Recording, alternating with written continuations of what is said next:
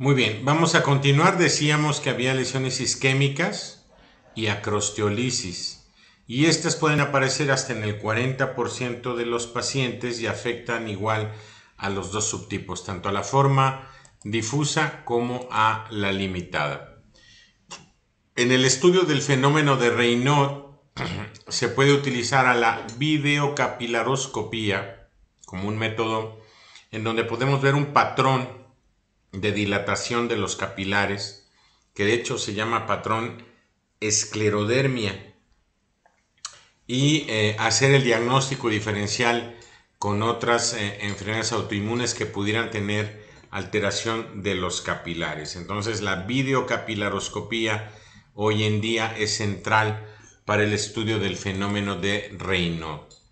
El tratamiento del fenómeno de Raynaud es evitar el frío y el estrés, abandonar el tabaco, evitar los ergotamínicos, los beta bloqueadores, y las recomendaciones de EULAR en el 2016 fueron calcio antagonistas como el diltiazem, sobre todo el diltiazem, el iloprost intravenoso en un caso de Raynaud muy grave después del tratamiento oral, nifedipino, amlodipino, diltiazem.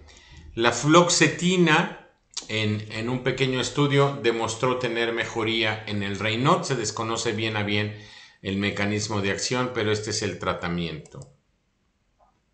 Las complicaciones son estas. En algunos casos puede llegar a la amputación del 1 al 11%, a la antibiótico terapia en el 46%, porque esta falta de circulación distal hace que sea un medio propicio para las infecciones, dolores muy intensos, en ocasiones se requiere de vasodilatadores como la isosorbida, y esto, pues se imaginarán, produce una discapacidad y una disminución en la calidad de vida muy importante. Cuando hay úlceras, hay que debridar con cirugía, utilizar protectores de la piel, hidrogeles, coloides.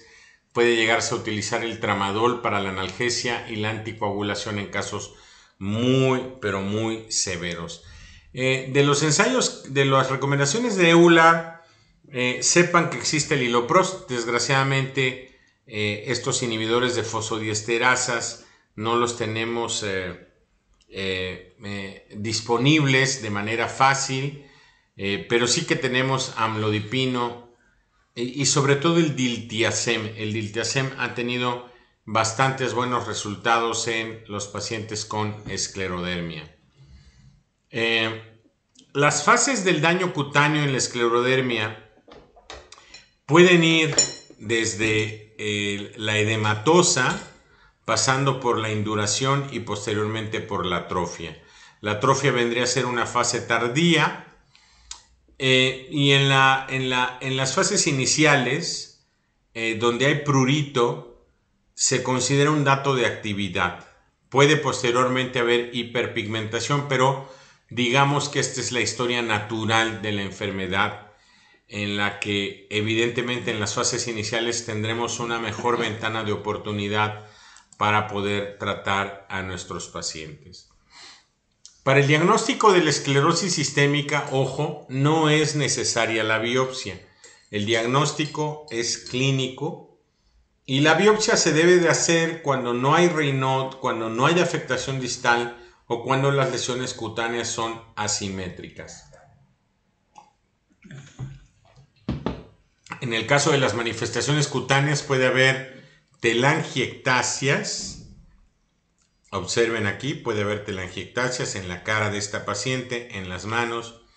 Calcinosis, que cuando esto puede dar un material muy parecido a la pasta de dientes, como ocurre en los tofos, aguas con la calcinosis. Sobre todo en niños, hacer diagnóstico diferencial. Si bien pueden extirparse, las calcinosis son muy resistentes a los tratamientos. No sabemos, pero parece ser que el origen es vascular isquémico. Las telangiectasias en cara, lengua, labios, escote, menos frecuente en los brazos y troncos, raras en piernas y en abdomen. Algunas de ellas con fines estéticos, sobre todo se pueden eliminar con láser. Y en el caso de las manifestaciones cutáneas, observen la boca y la nariz que dan este aspecto como de pajarito. El cierre, el paciente no puede abrir la boca en su totalidad, se vuelve una facies inexpresiva. Hay que hidratar mucho la piel, tratar de proteger las zonas de roce. El metotrexate sigue siendo una buena opción, la ciclofosfamida también, azatioprina y mofetilmicofenolato. Fíjense cómo metotrexate, ciclofosfamida, azatioprina, micofenolato se vuelven a repetir en Sjögren, en artritis, en lupus, ¿no? En las manifestaciones articulares, los antiinflamatorios, la hidroxicloroquina, el metotrexate, la prednisona en dosis menor a los 10 miligramos para no provocar una crisis renal. La afectación articular de manera anecdótica ha mejorado con el ácido micofenólico o micofenolato mofetilo. La azatioprina, aquí tienen cierta utilidad los fármacos anti-TNF, antifactor de necrosis tumoral, anti-interleucina 6, tocilizumab, anti-CD20, rituximab. Para la miopatía, los glucocorticoides, una vez que se establece, se puede dar por el desuso, que es la más frecuente, pero también por el edema, la miositis inflamatoria, en el 15 a 20% de las formas difusas y en el 5 a 7% de las formas limitadas. Aguas con las, cuidado con las asociaciones a superposición o overlap syndrome, anticuerpos PMC-SCL, ya se los había dicho, U1-RNP, la afectación miocárdica precoz, asociada al anti-SCL70 y U3-RNP. Y la histología en estos casos puede ser muy heterogénea. Va a haber respuesta a glucocorticoides si existe proceso inflamatorio y el tratamiento estará condicionado por el uso de metotrexate, micofenolato, ciclofosfamida y en casos graves el rituximab. Ahí están las pautas de tratamiento para la artritis, que es una poliartritis muy similar a la artritis reumatoide, raramente es erosiva, pero la contractura e inflexión que condicionan los cambios cutáneos, también pueden condicionar daño en la piel. Manifestaciones pulmonares, 30-40% de los casos. Estas no se asocian a anticuerpos anticentrómero, la clínica es con disnea intermitente, insidiosa, que puede llegar a ser progresiva y es una causa de muerte muy importante en los pacientes. Suelen requerir de oxígeno suplementario. Se deben de hacer tomografías de alta resolución pulmonar. Las pruebas respiratorias, la espirometría, necesitamos interactuar con los neumólogos para establecer el pronóstico de estos pacientes. Este es el tratamiento de la afectación intersticial pulmonar en EULAR 2016. Se puede recomendar el trasplante autólogo de células hematopoyéticas en pacientes seleccionados con esclerodermia particularmente progresiva de forma muy rápida, con riesgo de falla orgánica múltiple. Y el ácido micofenólico, la azatioprina y los antifibróticos como el nintedanib, el lenabazum, que es un endocannabinoide, y los inhibidores de la autotaxina. Para la hipertensión arterial pulmonar, ya lo veremos más tarde, se puede utilizar el Bosentan. Hay que hacer un ecocardiograma a estos pacientes, su perfil de autoanticuerpos. El daño intersticial aparece en 4 a 12% de los casos.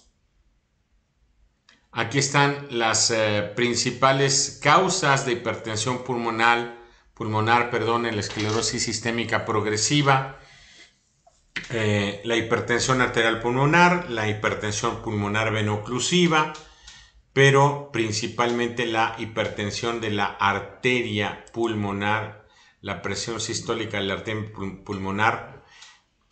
Para esto necesitamos un ecocardiograma.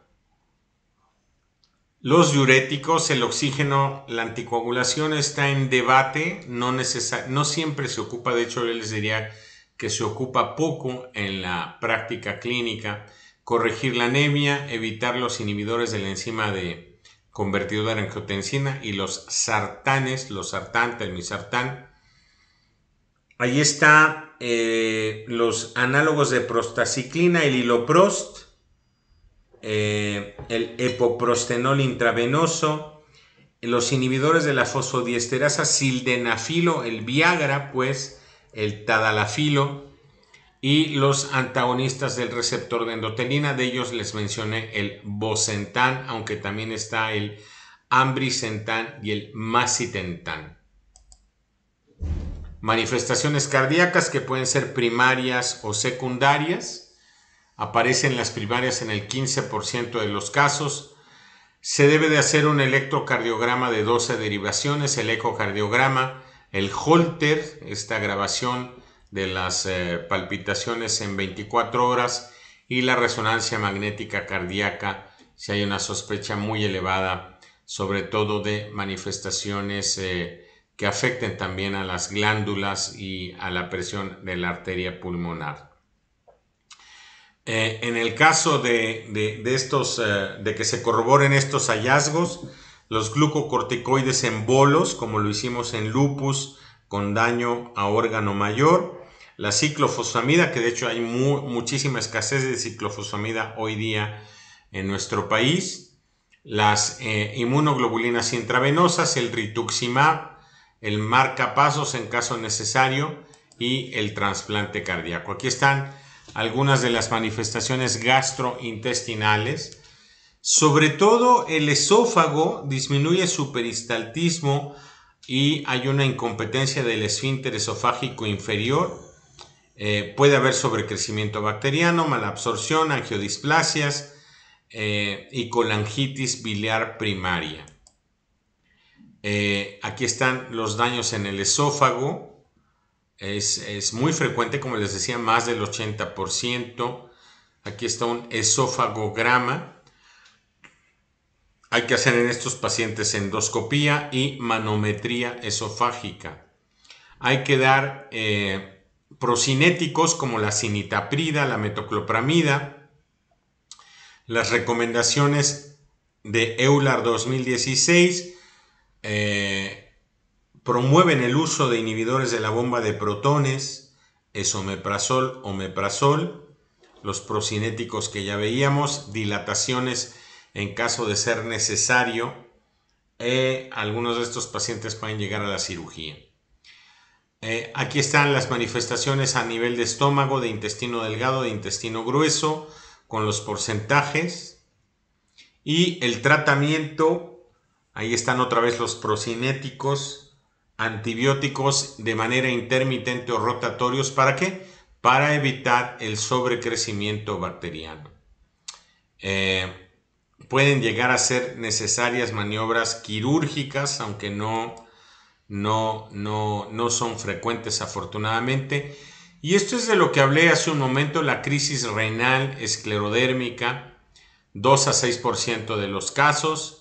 Es una hipertensión de rápida instauración, una insuficiencia renal rápidamente progresiva, una encefalopatía hipertensiva, una insuficiencia cardíaca congestiva, anemia hemolítica microangiopática. Como podrán ver, si en un mismo paciente se da todo esto, pues es un paciente que tiene que acabar en una terapia intensiva para su soporte. Tengan mucho cuidado con estas crisis, tienen una elevadísima mortalidad, distinguirlas de las vasculitis asociadas a ANCA positivo. Cuando están asociadas se puede utilizar la diálisis, el trasplante renal, en caso de que hayamos llegado a una insuficiencia renal terminal. Y basado en los estudios de varias cortes, se recomienda, ya que se corroboró el diagnóstico de crisis renal esclerodérmica, el tratamiento con inhibidores de la ECA, ¿no? Aquí hay una cuestión paradójica. Las dosis bajas pueden llevar a la crisis renal, pero las dosis muy altas podrían salvarnos de una crisis renal esclerodérmica.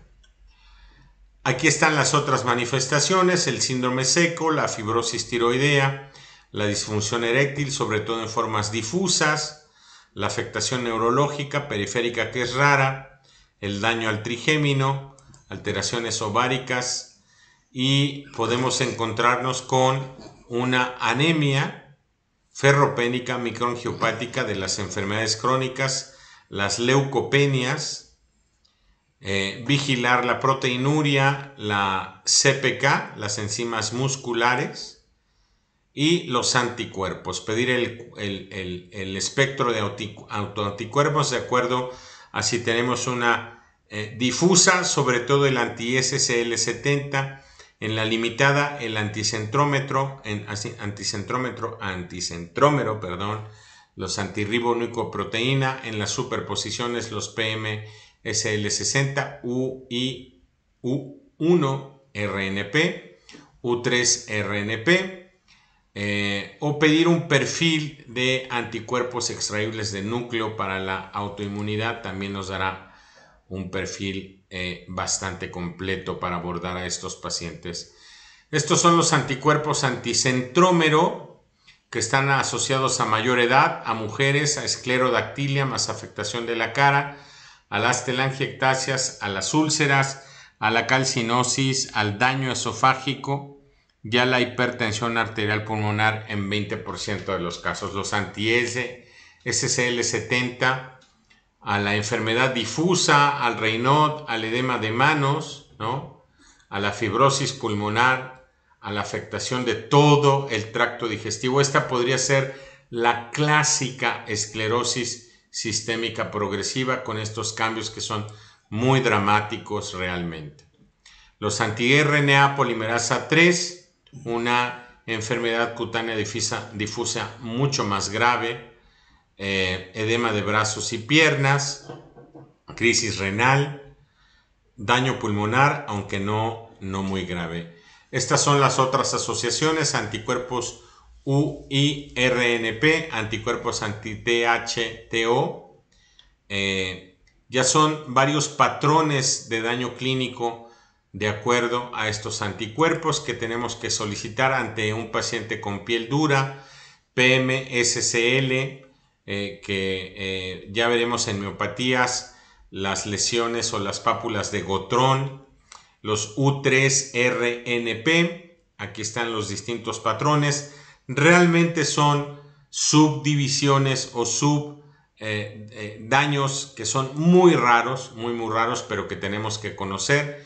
Y estos son los criterios de la clasificación, que al igual que en lupus, les decía yo, para el diagnóstico de la esclerosis no es necesaria la biopsia. Tenemos que tener una gran acuciosidad clínica, una gran agudeza clínica.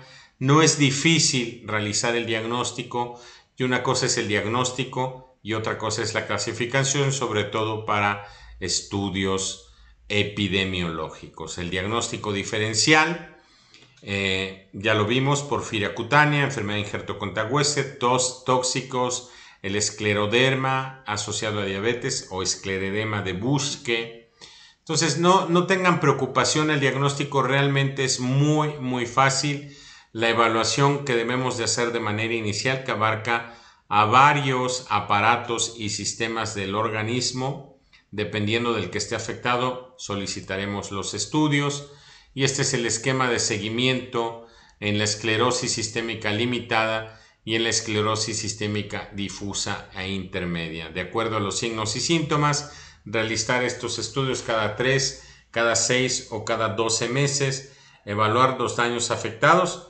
Es una enfermedad que preferentemente se debe de evaluar de manera multidisciplinaria, con cardiólogos, dermatólogos, endocrinólogos, con radiólogos por los estudios que se tienen que hacer de forma continua, de manera intermitente, ¿no? Porque son pacientes en los que la comorbilidad, la mortalidad tan elevada hace que, por lo que se están imaginando, los costos de la atención médica de estos pacientes se eleven de una manera extraordinaria. Con esto terminamos esclerodermia.